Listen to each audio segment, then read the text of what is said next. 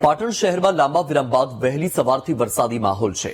સામાન્ય વરસાદમાં જ પ્રથમ રેલવે ગરનાળું પાણીમાં ગરકાવ થઈ ગયું। રેલવે ગરનાળામાં ઘૂંટણસમા પાણી ભરાતા વાહન ચાલકોને હાલાકી વેઠવાનો વારો આવ્યો છે। પાણી ભરાતા લોકો 4 કિલોમીટરનો ચક્રાવો ફરવા માટે મજબૂર બન્યા છે। દર વર્ષે સર્જાતી સમસ્યામાંથી ક્યારે લોકોને મુક્તિ મળશે તે એક સળગતો સવાલ છે।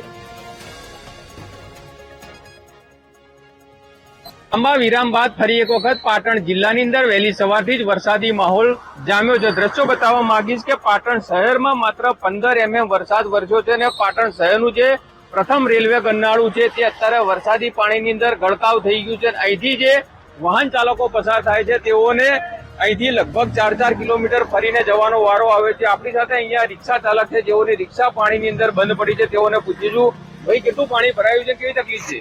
તકલીફ તો બહુ છે ભાઈ। પાણી તો આપણે એટલું બધું ભરાઈ જાય કે કોઈ રિક્ષા વાળાને કોઈ સાધન વાળાને બહુ તકલીફ પડે।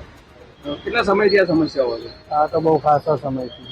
અત્યારે તમારી રિક્ષા બંધ પડી છે, કઈ રીતે ધક્કા મારી બહાર લાયા?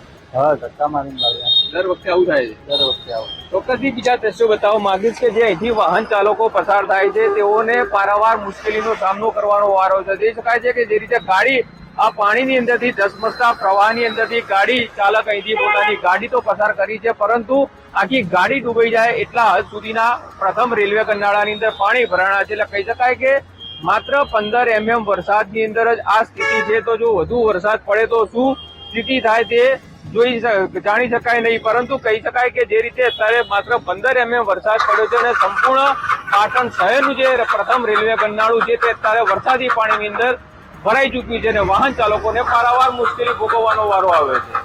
ભરત પ્રજાપતિ, BTV ન્યૂઝ, પાટણ।